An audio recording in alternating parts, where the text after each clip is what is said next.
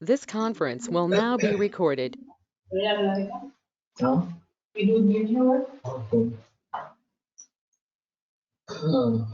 अद्य बुधवासर अथवा सौम्यवासर अश्विन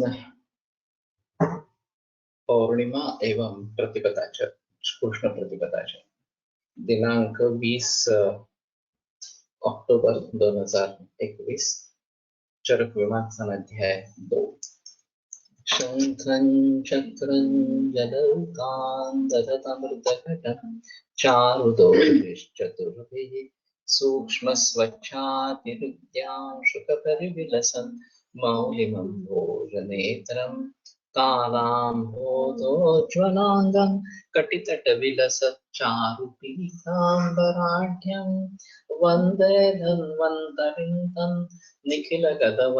प्रौढदावाग्निलीलम् ब्रह्मणो हि समारब्धाम् आत्रेयाद्येषु पूजिताम् अस्मदाचार्यपर्यन्तां वन्दे गुरुपरम्पराम् आयुर्वेदरतं वन्दे माधवाख्यं महागुरुम् आयुर्वेदामृतं सर्वं शिष्येभ्यो यः प्रदत्तवान् द्रष्टाज्ञानी दृष्टकर्मा कृतकर्मा तथैव च अध्यापको विश्वश्रेष्ठो महान् संशोधकस्तथा गुणैरेतैः समुदितैः यत्कार्यं कृतनोद्यतः समृद्ध्यर्थं हि कार्यस्य वयं नु प्रयतामहे सरस्वत्यै नमो यस्याः प्रसादात् पुण्यकर्मभिः बुद्धिदर्पणसङ्क्रान्तं जगदध्यक्षमीक्षते आत्रेयं प्रथमं वन्दे आयुर्वेदजगद्गुरुम् आयुर्वेदामृतं सर्वं गृहीत्वा हि सुरेश्वरात् अग्निवेशादिकेभ्यो यत् प्रयच्छति सत्तमः प्रथमं तन्त्रकर्तारम् अग्निवेशं नमाम्यहम्।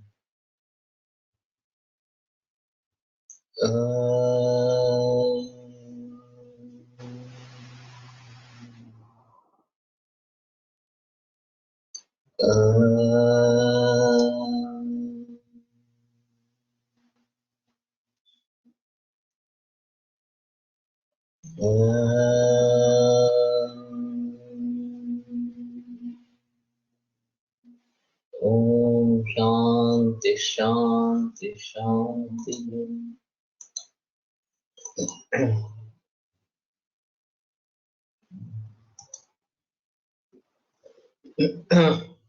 तत्र वातः शूल आनाह अंगमर्द मुखशोष मूर्छा ब्रह्म अग्निवैषम्य पार्श्वपृष्ठकटिग्रह सिराकुंचन स्तंभनानि करोति पित्त पुनः ज्वर अतिसार अंतर्दाह तृष्णा मद भ्रम प्रलोभनानि श्लेष्मा तो छर्दि अरोचक अविपाक शीत ज्वर आलस्य गात्र गौरवाणी।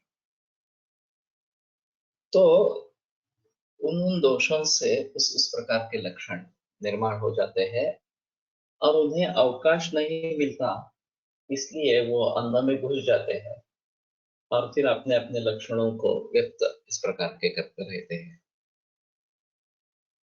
तो ये अगर होता है तो भी ये एक्यूट कंडीशन है। और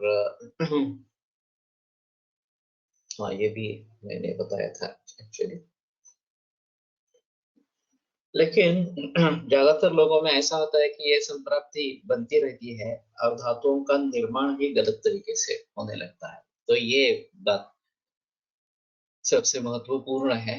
और खास करके जहाँ एनाटॉमिकल चेंजेस हो जाते हैं वहाँ ये बात समझ लेनी है कि केवल ये दोष के स्तर पर नहीं हुआ है, ये धातुओं के स्तर पर हुआ है। और इतने गहराई में धातु क्यों गए, ये एक बार सोचने का उस प्रकार का रहता है। ये परिणमन की प्रक्रिया ही पूरी बिगड़ जाती है, ये इसमें एक अहम मुद्दा इस प्रकार का। न च खलु केवलम् अतिमात्रमेव आहार राशिम् आमोप्रदोषकरम् इच्छन्ति अपि तु खलु गुरुरूक्ष शीत शुष्क द्विष्ट विष्टम्बि विदाह्य अशुचि विरुद्धानाम् अकाले च अन्नपानानाम् उपसेवनम्। तो ये भी आम के कारण है। काम क्रोध लोभ मोह ईर्षा री शोक मान उद्वेग भय उपतपनसा वा यदन्नपानम् उपयुज्यते तदपि आममेव प्रदूषयति। तो ये जो मानसिक भाव है उनके जरिए भी अगर उस समय में अन्नपान का प्रयोग किया जाए तो वो भी आम ही निर्माण करता है। तो ये एक अहम मुद्दा है। कि हमारी चित्तवृत्ति हमेशा प्रसन्न होनी चाहिए। खाना खाने तो समय समय तो होनी ही चाहिए, लेकिन बहुत बार ऐसा होता है कि गुस्सा करना या फिर निंदा करना, ये बातें होती रहती है खाना खाते समय भी, और वो किसी के लिए भी अच्छी नहीं है। तो हमें सजग होकर इसके बारे में थोड़ा देखना पड़ेगा। और जो मूल वचन है डॉक्टर रानी द्वारा, उसके लिए तो ये आवश्यक है, लेकिन वैसे धातुओं के स्तर पर और महाभूतों के स्तर पर तो वचन चालू ही रहता है। ऐसा नहीं है कि उसका कोई समय है पर्टिकुलर। तो हमारी चित्तवृत्ति अगर प्रसन्न न हो तो उस परिवर्तन में भी बाधा आएगी, और ये आम बनेगा, और ये ज्यादा कष्टदायक इस प्रकार का रहेगा। मालूम नहीं को क्यों आ रहा है।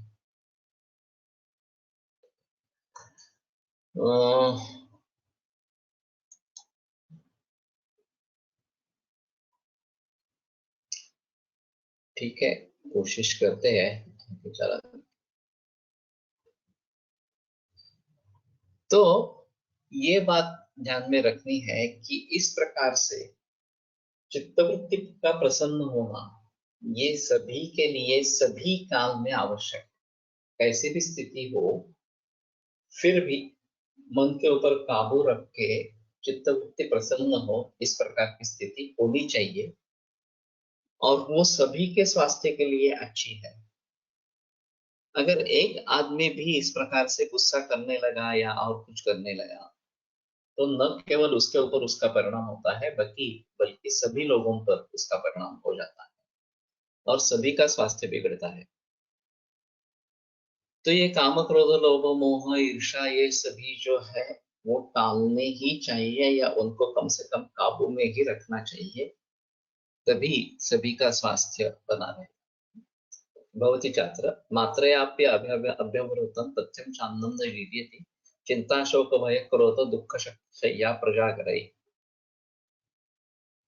तो योग्य मात्रा में खाया गया भी अन्न और पथ्य अन्न चिंता शोक भय क्रोध दुख शय्या प्रजागर, ये कारण अगर है तो उसका पचन नहीं होता।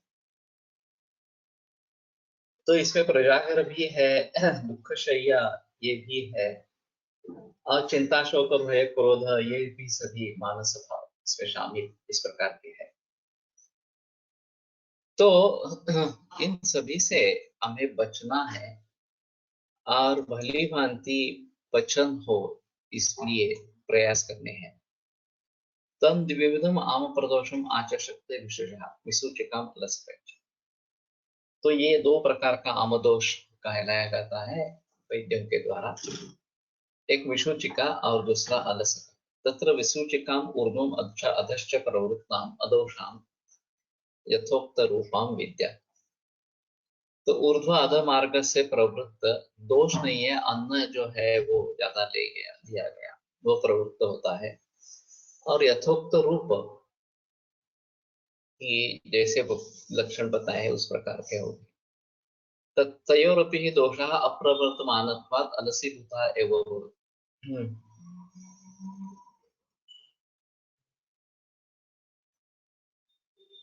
तो ऊर्ध्व अधो मार्ग से दोषों की प्रवृत्ति होना ये विसूचिका है, और सूची भी हुआ है गात्राणी विद्यति इति सूचिका, ये उसकी व्युत्पत्ति बताई गई है।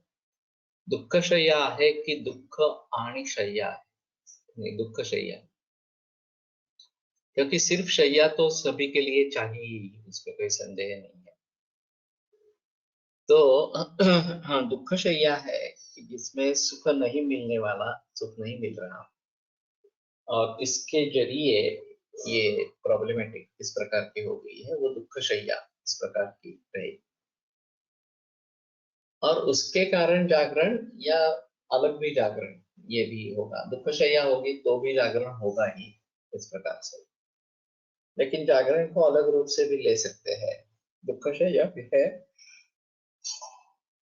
और जागरण भी है, दोनों है इस प्रकार से।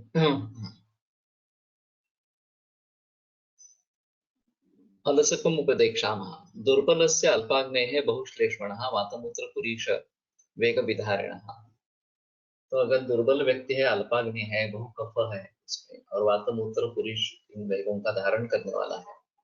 स्थिर गुरु बहु रूक्ष शीत शुष्क अन्न से बिना, और ये स्थिर गुरु बहु रूक्ष शीत शुष्क इस प्रकार का अन्न जो सेवन कर रहा है। इसमें एक मैं स्रोतस के ऊपर निबंध लिख रहा था मेरे सेकंड ईयर में, और अभिष्टानि मूला भोज्यानि स्थूलानि च गुरूनि च मौसवाहिनी दुष्यंति भुक्त्वा च स्फुतान्विवा। ये श्लोक पर मैं अटक गया। तो स्थूल ये विशेषण क्यों दिया है इस प्रकार से भोज्य के लिए? तो मेरी कल्पना थी कि स्थूल यानी कि बड़ा और सूक्ष्म यानी कि छोटा इस प्रकार से, लेकिन जो चर्वण वगैरह संस्कार होते हैं अन्न के ऊपर, उससे साइज साइज कम हो जाता है इस प्रकार से, और फिर स्थूल सूक्ष्म ऐसा कुछ नहीं रहेगा। तो स्थूल ये विशेषण क्यों दिया, ये मेरे मन में सवाल उठा था। और संभव व्यभिचाराभ्याम सहित विशेषण अर्थवत, ये व्याकरण में एक वाक्य बताया जाता है। संभव और व्यभिचार ये दोनों है तो ही विशेषण अर्थवत है, नहीं तो विशेषण का कोई मतलब। तो जो विशेषण दिया गया है वो संभव होना चाहिए और उसका व्यभिचार भी होना चाहिए कि नहीं है, ये भी बात सही होनी चाहिए। तो अगर स्थूल और सूक्ष्म ये इस प्रकार के भेद है कि जो आगे बदलते नहीं है, संस्कार से किन गुणों में गुणांतराधान होता है और किन गुणों में नहीं होता है, ये एक मुद्दा इसके लिए सामने आया। गुणी शास्त्री ने जो भी विवरण किया है अपरक के बारे में, उसमें उसके सूक्ष्म परमाणु है, और ये जितने हम पूछते जाएंगे वो उतना ज्यादा सूक्ष्म होता जाएगा, ऐसा उनका कहना है। और परमाणुवधि उसके 1000 से हो जाती है। तो मेरे मन में ख्याल आया कि सिर्फ अब्रक के ही 1000 फुट इस प्रकार के क्यों बताए हैं, बाकी धातुओं के नहीं, और 1000 ही क्यों, 2000 5000 क्यों नहीं, ये दूसरा सवाल। तो उसमें ये बात हो सकती है कि मूल व सूक्ष्म रूप में है, लेकिन बहुत सारे परमाणु इकट्ठा होकर होकर स्थूल स्वरूप बन गया है उसका, और जब हम पुट देते जाते हैं तो ये अलग अलग होने लगते हैं, और मैक्सिमम विलग होना ये 1000 फुट में हो जाता है, उसके आगे विलग होने का चांस नहीं है। तो ये सूक्ष्मता का एक तरीके से स्पष्टीकरण इस प्रकार का रहेगा, और उस प्रकार की कैपेसिटी अन्य धातुओं में नहीं है कि तो अगर देते रहेंगे तो भी और विलग होना इस प्रकार का कुछ नहीं होगा, और इसलिए सहस्रकोटि अभ्रक ही बताया गया है, बाकी सहस्रकोटि सुवर्ण ताम्र वगैरह इस प्रकार से नहीं बताया गया। अब ये स्थूलानि च गुरूनि च, यहाँ स्थिर शब्द आया है, तो स्थूल शब्द के बारे में वो इतना ही स्थूल रहेगा कि वो कम नहीं होगा।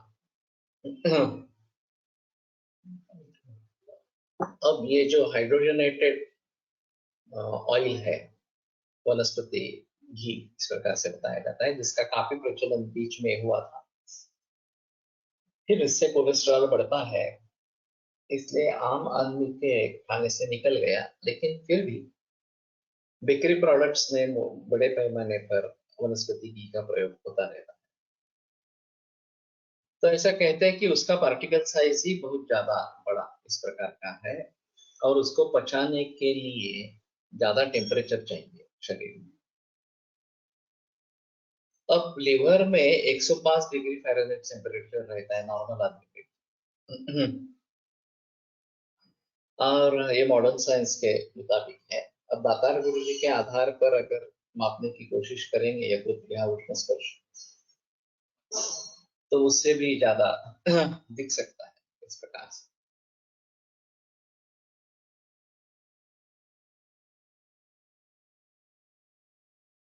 इसलिए इनका नित्य सेवन उपयुक्त नहीं है। सेवन ही उपयुक्त नहीं है, लेकिन करेंगे तो भी एक आध बार कभी करेंगे तो ठीक है। नित्य सेवन करना आरंभ करेंगे तो ये तकलीफ वाली बात इस प्रकार की हो। तो ये स्थूल के बारे में जैसे वहां पे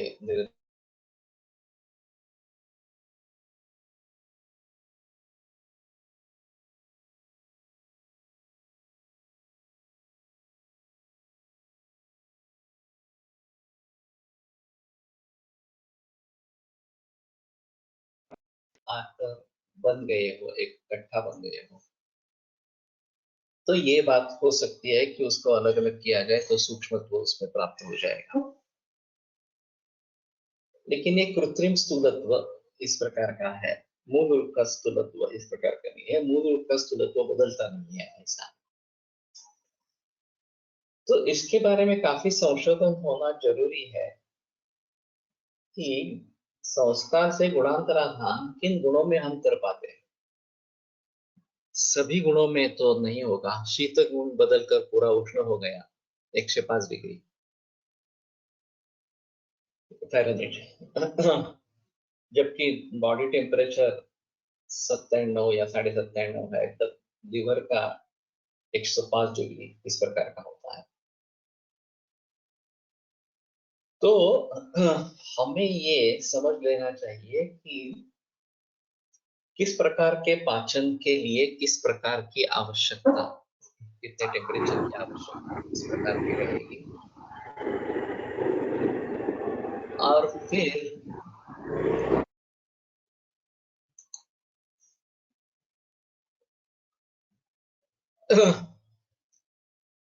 ये बड़ा विषय रहेगा कि किन गुणों में परिवर्तन होता है। गुरु और लघु में होता है, उसके बारे में कोई संदेह नहीं है, लेकिन गुरु लघु को छोड़कर किन किन अन्य गुणों में परिवर्तन हो सकता है, ये थोड़ा देखना चाहिए।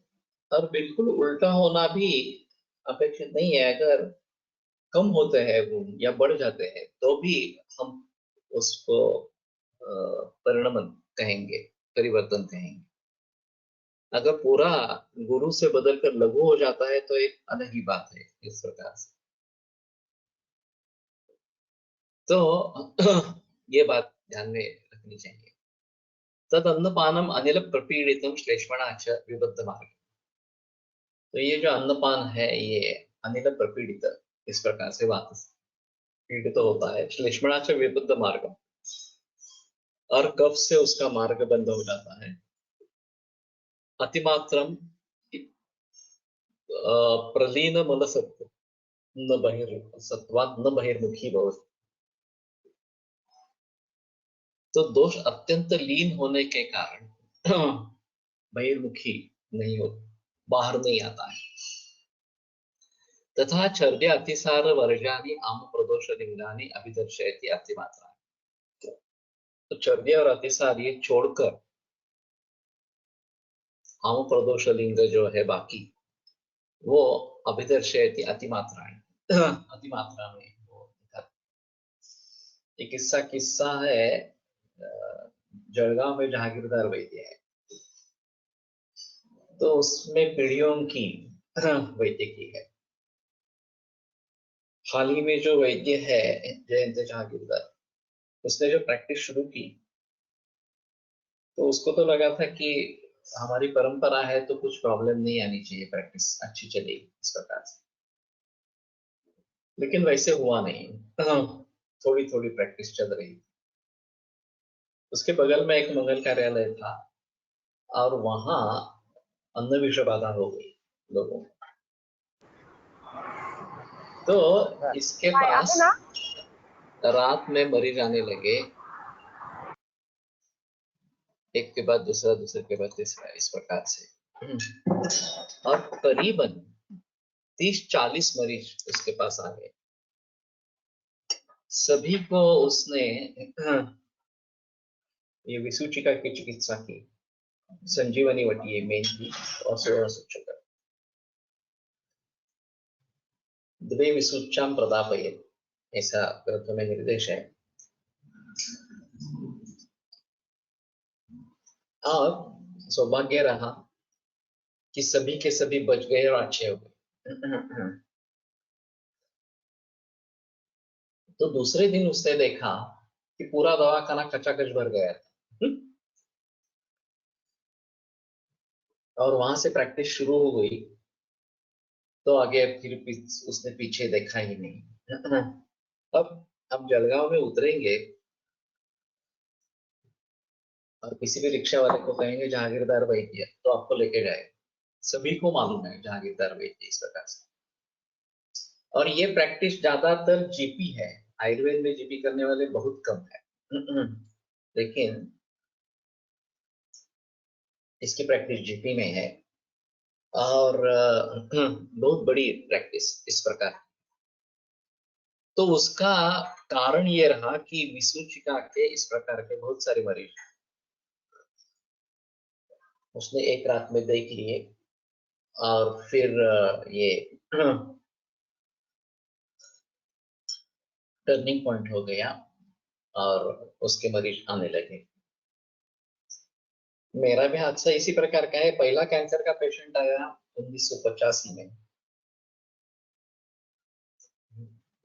15 दिन का आयु बताया था और वो आगे 33 बरस जिंदा रहा। तो ये मेरे प्रैक्टिस के लिए टर्निंग पॉइंट था। उस समय मेरा पॉलीक्लिनिक में क्लिनिक था, खुद का क्लिनिक नहीं था। नथिंग सक्सीड्स लाइक सक्सेस, ये एक कहावत है कि यश के जैसा दूसरा यशस्वी कुछ भी नहीं होता। तो ये एक अहम मुद्दा है कि इसके जरिए जयंत को प्रैक्टिस में बढ़ावा इस प्रकार का मिल गया। तो अभी इस प्रकार के एपिडेमिक्स नहीं दिखते हैं, कॉलरा के एपिडेमिक्स नहीं दिखते हैं। फणसलकर का कहना था कि जो उसमें पेट के आते हैं पाँव में, उसके लिए ताम्रभस्म बहुत अच्छा काम करता है। बिल्कुल छोटी मात्रा में थोड़ा थोड़ा ताम्र देना तो विसूचिका में जल्दी रिलीफ होता है। उन विसूच्यामति वृद्धायां पार्श्ववाह प्रशस्यते, ये जो बताया गया है कि पार्श्व में अग्निकर्म करनी, इसका भी फायदा लोगों को हुआ है। अभी कॉलेरा की एपिडेमिक नहीं दिखती है, लेकिन 60-70 बरस पहले ये काफी कॉमन था। तो लेकिन पूरी तरीके से निकल गया है ऐसा भी नहीं।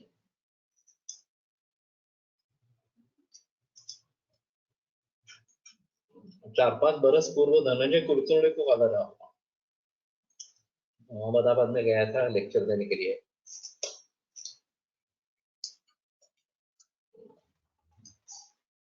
और फिर यहाँ पे कॉलेरा इस प्रकार का निदान हो गया। उसके कुछ फ्लोटिंग टेस्ट करके है, मुझे मालूम नहीं उसके बारे में क्या है, लेकिन उसके आधार पर बताते हैं। और दीनानाथ में डायग्नोसिस हुआ था। कहने का तात्पर्य अर्थ ये है कि इन सभी इंफेक्शियस डिसीजेस पर हमने काबू पा लिया है, ऐसा मॉडर्न मेडिसिन अभी कहती है। और खास करके वैक्सीनेशन के जरिए ये हुआ है इस प्रकार से।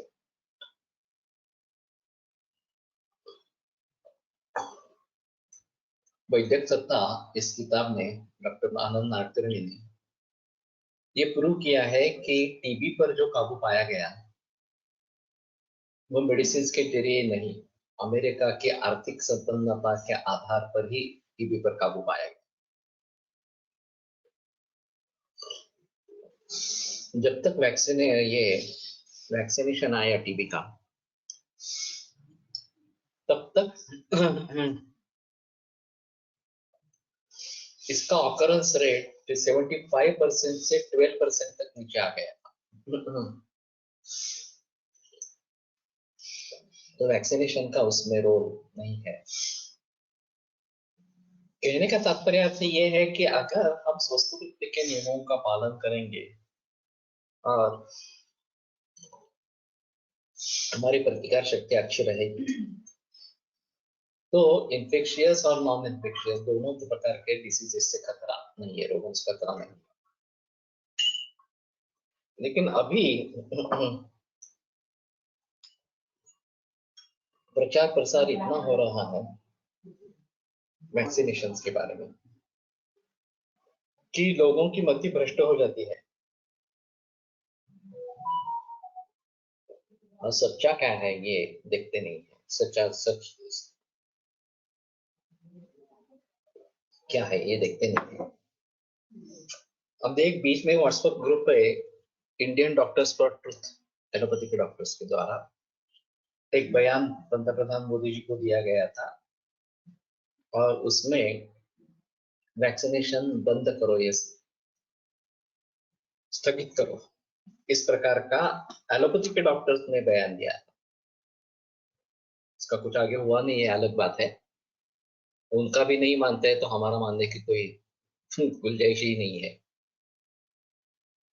लेकिन ये दोनों कंडीशन सीरियस कंडीशन है, आलसक या विसूचिका। विसूचिका तक नहीं देखते हैं, आलसक के भी वैसे नहीं दिखाई देते हैं इस प्रकार से।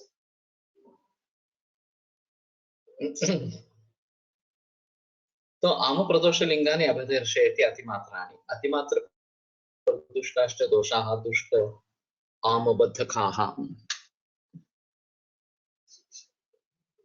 दुष्ट आमबद्धमार्गाः तिर्यग्यक्तन्तः कदाचित् एव केवलमस्य शरीरं दंडवत् स्तंभयन्ति।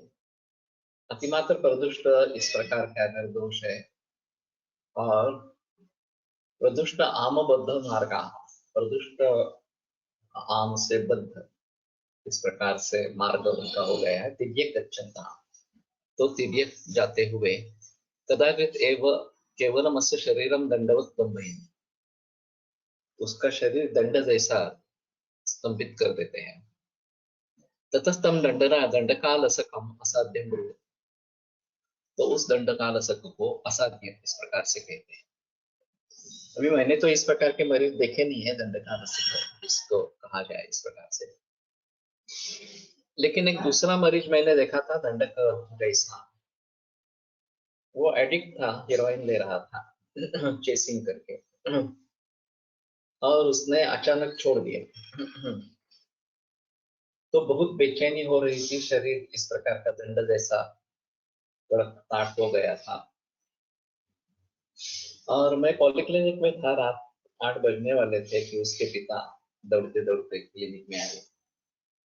उन्होंने बताया कि ऐसा ऐसा है, कुछ कर सकते हैं क्या।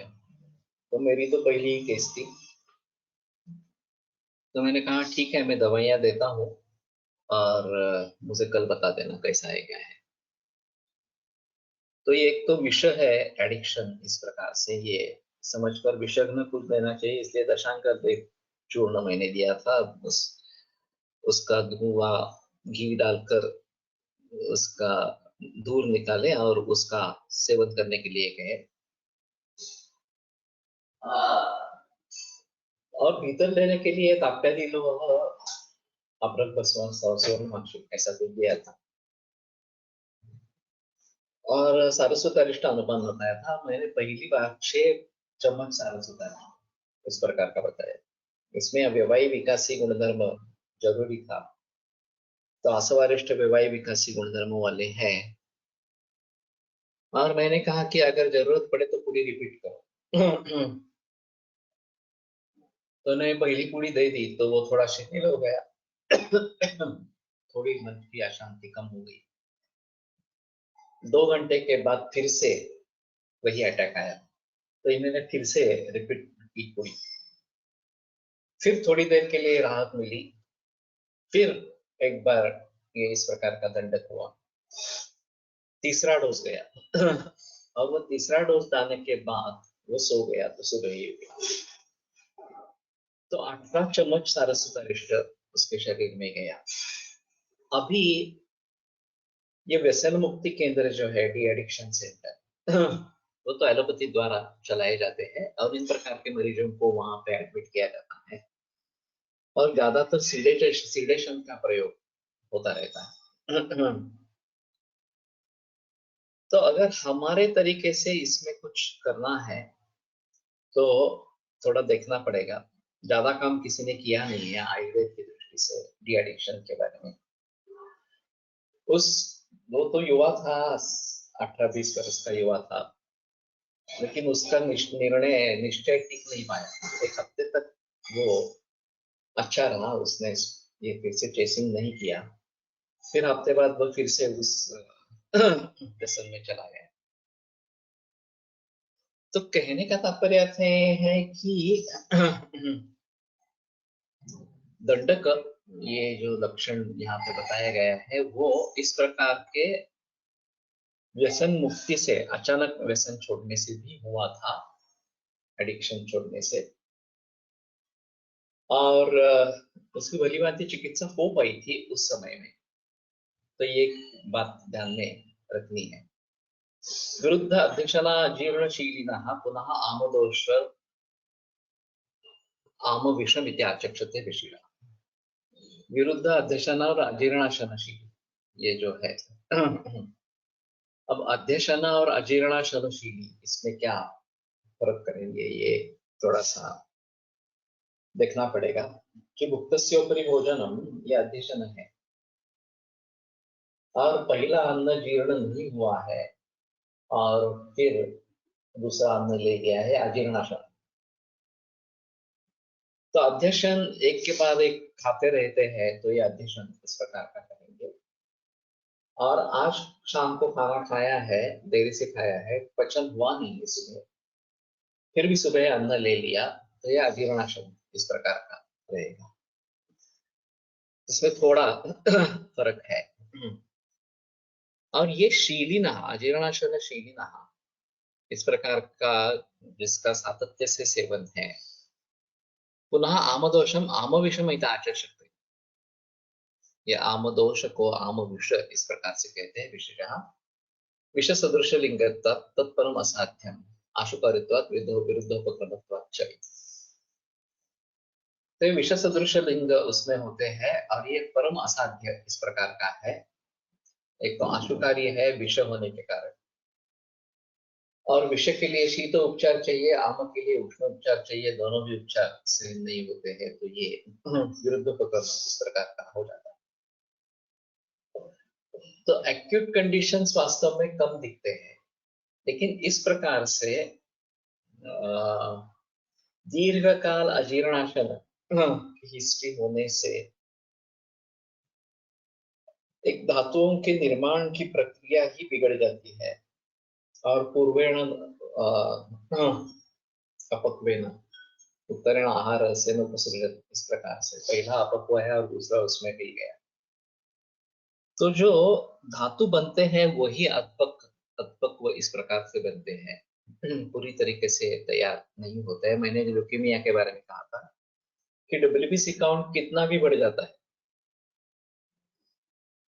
तो ये 1 लाख 2 लाख 3 लाख 4 लाख कुछ भी हो सकता है। मैंने भी 4 लाख WBC काउंट वाले मरीज देखे। तो ऐसी हालत में WBC इतना बढ़ गया है तो प्रतिकार शक्ति अच्छी होनी चाहिए, ऐसी बात नहीं है। WBC बढ़ा है लेकिन प्रतिकार शक्ति कम है, क्षीण, यही देखा जाता है। तो उसमें गुणवत्ता नहीं रही, संख्या के हिसाब से ज्यादा रहेगा लेकिन गुणवत्ता नहीं रहेगी इस प्रकार से। और फिर इन सभी के बारे में थोड़ा गहराई में जाकर सोचना पड़ेगा कि इस प्रकार के मरीज आते हैं तो डब्ल्यूबीसी की बढ़ोतरी होना, ये कफ सदृश घटक का शरीर में बढ़ोतरी होना, और ये विकृत ओज इस प्रकार का है। प्राकृतस्थ बलम श्लेष्मा विकृतो मल उच्चते, ये मल स्वरूप इस प्रकार का है, तो उसको बाहर निकाल देना चाहिए। लेकिन कंडीशंस कैसे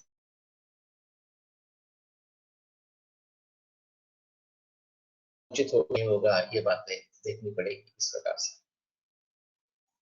तो एलोपैथी में तो केमोथेरेपी दी जाती है। बहुत सारे लोगों में टेम्पररी रिमिशन आ जाता है, लेकिन ये बार बार बिगड़ता रहता है, और फिर ये तकलीफ वाली इस प्रकार की बात होती है, और बहुत ही कम लोग बच पाते हैं, ज्यादातर मृत्यु ही होती है। तत्र साध्यमामं प्रदुष्टम अलसीभूतम उल्लेखेत आदौ पायेत्वा सवलवर्णम उष्णम वा। तो साध्य अगर आम है, प्रदुष्ट है, अलसीभूत वहां पे पड़ा हुआ इस प्रकार का है, तो सलवण उष्णम वारी, सलवण उष्ण जल देकर उसको निकाल देना चाहिए। उल्लेख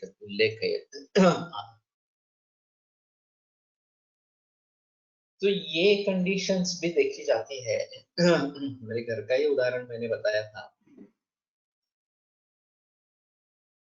कि उसको इस प्रकार के अजीर्णाशय की आदत ही थी। एक बार खाने लगा तो इतना खाएगा कि पूछो मत, और नहीं तो 8-8 दिन लंघन करेगा इस प्रकार से। तो 2 बार उसको अटैक जैसा हुआ।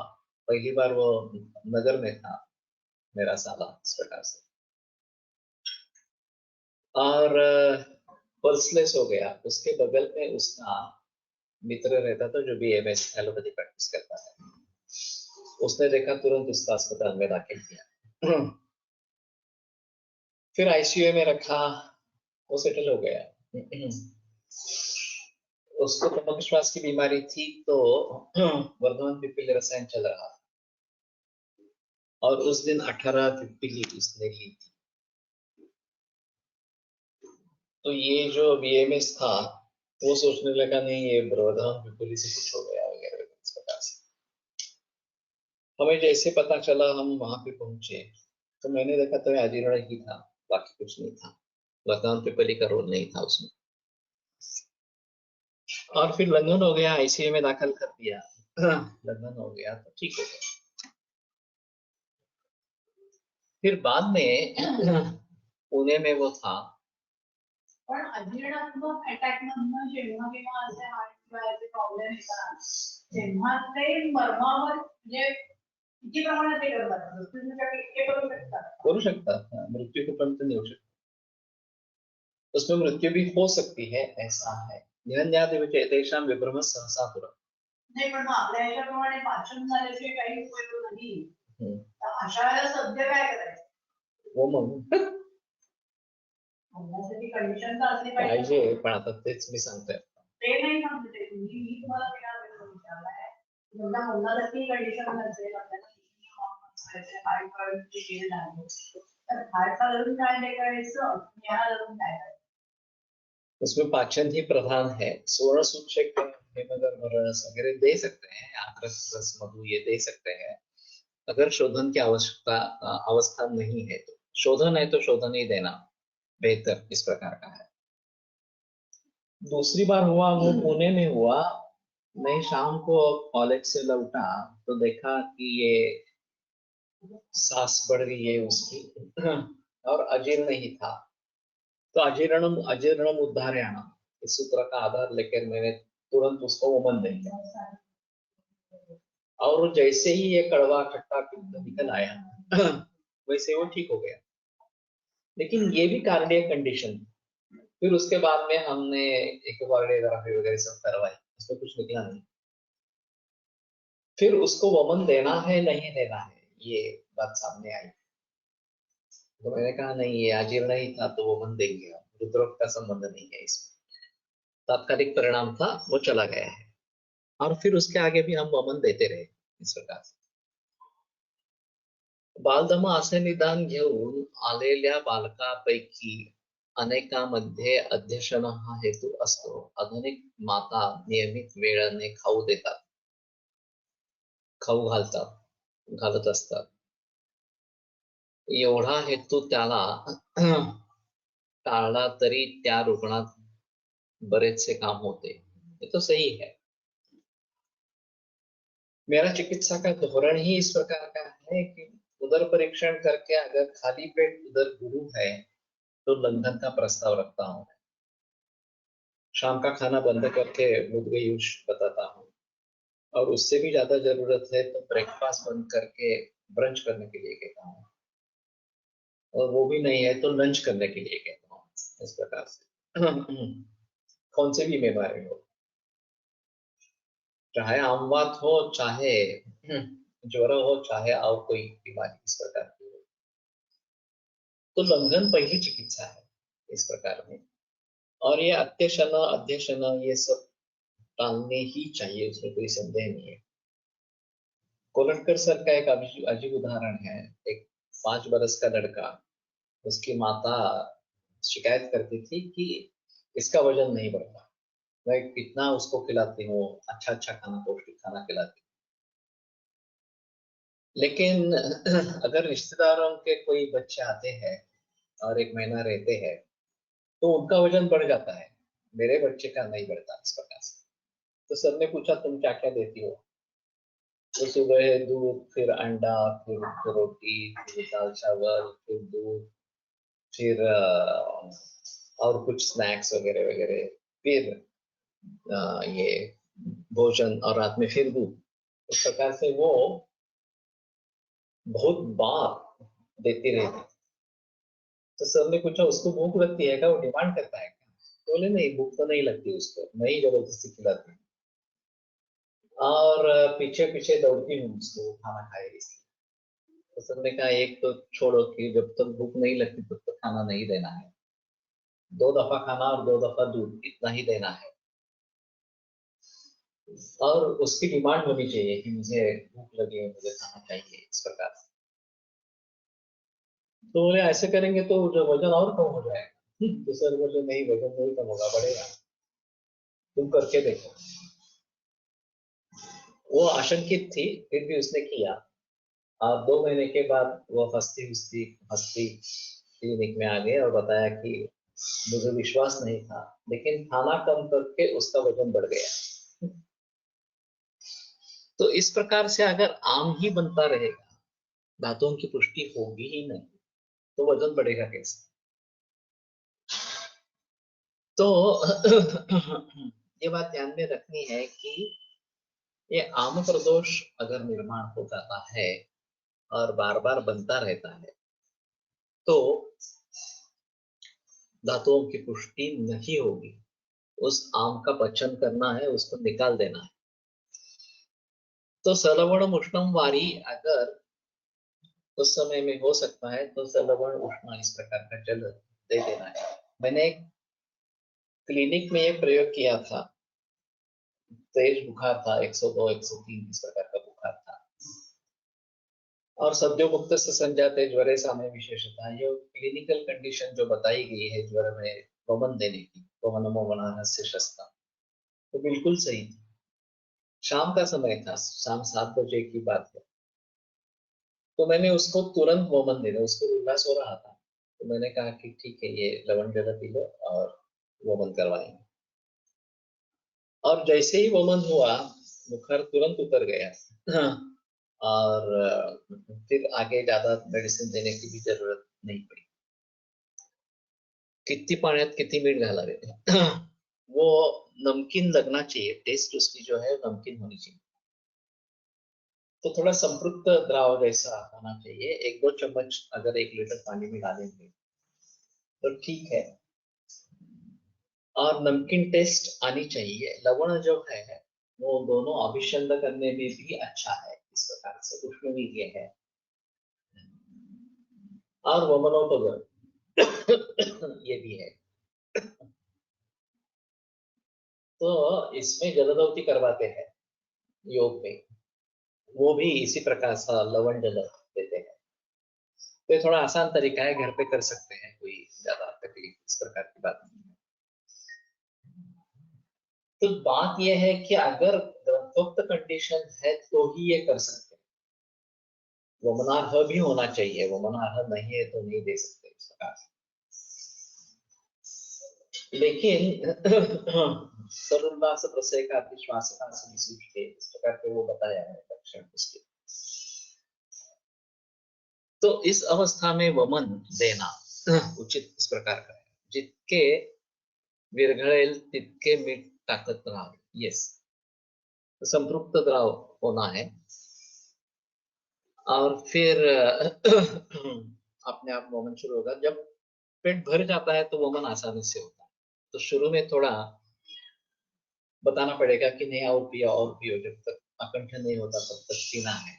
फिर अपने आप शुरू हो जाएगा, फिर कुछ नहीं करना पड़ेगा। ततः स्वेदन वर्ति प्रणिधानाभ्याम उपाचरेत उपवासे यच्चयेन। स्वेदन और वर्ति प्रणिधान, इसके जरिए उसका उपचार करे और उपवासे यच्चयेन, उसको खाली पेट ही रखना है, कुछ देना नहीं है। तो उपवास कब तक करना है, ये भी एक अजीब बात इस प्रकार की है। मैंने आमवाद के एक्यूट केसेस देखे हैं जहां करवट बदलना भी मुश्किल है, टोटली बेड रिडन। सिर्फ इतना ही था कि स्टीरॉइड्स नहीं लिए थे, सिर्फ एनालिसिस लिए।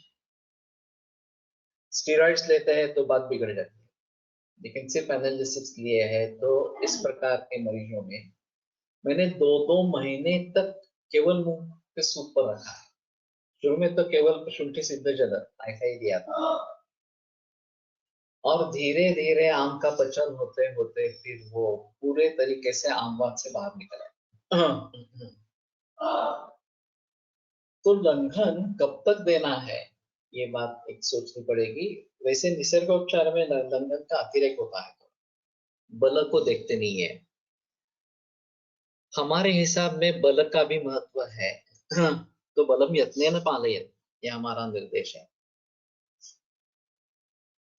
तो फिर निर्दशाहमपि ज्ञात्वा कपोत्तरम अलंबितं तेयां न पायेत् तेषां तर्पणाधिकर्मो विदा, ये जो बातें ज्वर चिकित्सा में आई। और यावल लघुत्वा दर्शनम दद्यात् मांसरसेन च बलम ही अलम दोष अरम परम तच्च बलप्रदम्। तो मांसरस से भोजन देना चाहिए, इस प्रकार का बताया गया है।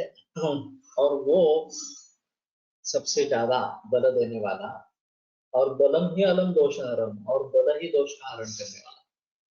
तो एक बहुत अहम मुद्दा है। हम केवल दोषों के विपरीत चिकित्सा करते रहेंगे और इससे ठीक होगा, ऐसी बात नहीं होगी अगर बल अच्छा नहीं है। तो उस समय में बल कैसे बना रहे, अग्निमंद है तो खाना भी ज्यादा नहीं दे सकते हैं, तो कैसे करेंगे। तो पेयायुष वगैरह जो है वो देना है या मांसर से देना है गर्भ की अगली अवस्था में, और फिर उससे बल मिलेगा तो दोषों पर काबू पाएंगे। ये बात अहम है। रुल्लास असेल आणि पुरोदाह असेल तर यष्टीमधू काढा ने वमन द्यावे खास। पित्तचे कंडीशन असेल तर जरूर दे सकते, उसमें कोई प्रॉब्लम नहीं। सिर्फ काढ़ा बनाने में समय लगता है।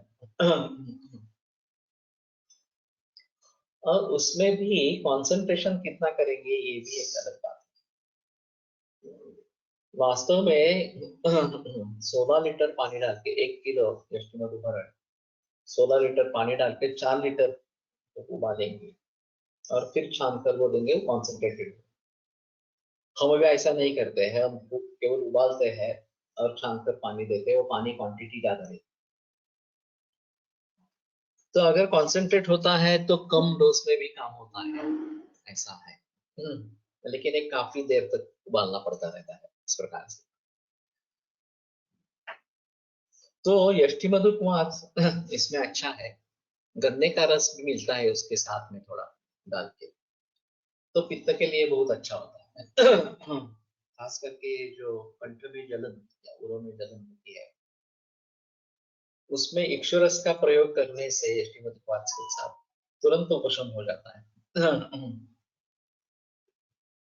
अभी ये मिलना थोड़ा मुश्किल हो गया। ये गन्ने का रस बेचने वाले जो है वहीं पे सोते हैं जनरली, उनको जगाना पड़ता है सुबह जाकर कि हमें गन्ने का रस चाहिए 1 लीटर 2 लीटर इस प्रकार से। पहले दिन बता के रखेंगे तो ज्यादा अच्छा इस प्रकार का रहेगा। लेकिन इक्षुरस के साथ गन्ने का रस देने से पित्त में काफी राहत मिल जाती है। केवल यष्टिमधु क्वाथ का भी प्रयोग कर सकते हैं और रियली क्वाथ बनाएंगे तो थोड़ा ज्यादा अच्छा इस प्रकार का रहता है। फांट चलता है, उसमें कोई प्रॉब्लम नहीं है, लेकिन वो सौम्य हो जाता। यष्टिमधु जलात लवण टाकून वमन दिले तर अधिक उपयुक्त होईल का? हो सकता है। हीनवेग कणाधात्री सिद्धार्थ लवणोदकैः त्वमेत पुनः पुनः इस प्रकार का बताया। हीनवेग अगर है तो लवणोदक बताया गया है। कणाधात्री सिद्धार्थ लवणोदकैः ये जो बात बताई है पित्त की धात्री और लवण इस प्रकार ये डालकर देंगे तो ज्यादा अच्छा इस प्रकार का रहेगा। लेकिन ये तारतम्य से है सभी बातें जो है वो। तो स्थिति को देखकर क्या करना है क्या नहीं करना है ये बात समझनी चाहिए। तो इसमें यष्टिमधु में लवण डाल के दे सकते हैं। मधु मधु लंबा निंबी विशाला वगैरह इस प्रकार में मधु मधु को भी है और लवण भी है। मधु लवणम त्रिवृता निरुहा विशाला तपसकटकनूर्वा देवदाली कर्मिन्नं विदधनं सुता कोशवत्सै परंजना कणलवण विजय कणलवण वठारेगा ये मोहम्मद इस प्रकार का होता है। तो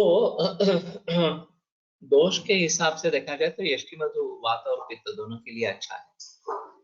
अगर कफ प्रधान ही दोष है तो शायद सरसुत का प्रयोग कर सकते हैं, लेकिन यष्टिमधु सभी दोषों के लिए दे सकते हैं, उसमें प्रॉब्लम नहीं। तो यष्टिमधु सिद्ध जल या फिर उसका काढ़ा ये इस प्रकार से देंगे तो अच्छा रहेगा। और उपवास चयन उसको उपवास करवाना है, खाली पेट रहना है। और केवल ऐसा करने से ठीक होता है। विसूचिकाएं लंघनमेव आग्रह विदिक्तवच्चानुकूल। विसूचिका में शुरू में लंघन ही करना है और विरेचन जैसा संसर्जन क्रम उसमें करना है। आम प्रदोषेषु तु अन्न काले जीर्णाहारं पुनः दोषावलिप्तामाशयं स्थित गुरुकोष्ठम अनन्नाभिलाषणम अभिसमीक्ष पाये दोषशेष पाचनार्थम औषधम अभिसंदुक्षणार्थम च। एक खास कंडीशन। तो अगले सोमवार को इसके बारे में हम बोलेंगे। आज दोपहर में 4 बजे योग सूत्र का करेंगे फिर से आरंभ। जब तक हो सकेगा करेंगे, फिर शादी के समय थोड़ा रुकना पड़ेगा, लेकिन ठीक है, घर का काम पूरा हुआ है तो उसमें प्रॉब्लम नहीं आनी चाहिए। आयुर्वेद प्रकांड निगमित इह शल्यतंत्र प्रधान शिष्येभ्यः शाश्वतोऽयं निखिल जन कृपा व्याप्त चित्तेन येन आयुर्वेदस्य वाञ्छन् पुनरपि भुवने काञ्च सुष्ठु प्रतिष्ठां श्रेष्ठं धन्वन्तरिं तं प्रणमति च सदा वैद्यवर्गो हि नूनम् वैद्यवर्गो हि नूनम्।